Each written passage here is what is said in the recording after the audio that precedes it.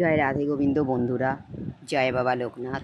আজকে আমি আপনাদের কাছে শেয়ার করব যে লোকনাথ বাবার কী খাবার প্রিয় ছিল এবং কোন ফুল ওনার খুব প্রিয় ছিল সেটা শেয়ার করছি। তো দেখে নিন।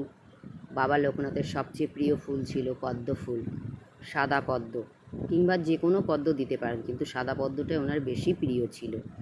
এছাড়াও বিভিন্ন ধরনের সাদা ফুলও দিতে পারেন, যেমন সাদা গোলাপ, আরও সাদা বেল ফুল, এসব যা সাদা ফুল আছে দিতে পারেন।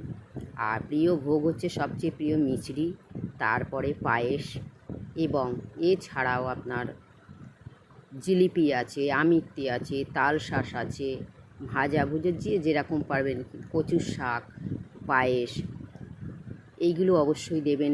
মানে যার যেরকম ক্ষমতা সে সেই বুঝে বাবাকে ভোগ দেবেন, তবে মিছরিটা সব ভোগের মধ্যে কিন্তু মিলিয়ে দেবেন। জয় বাবা লোকনাথ।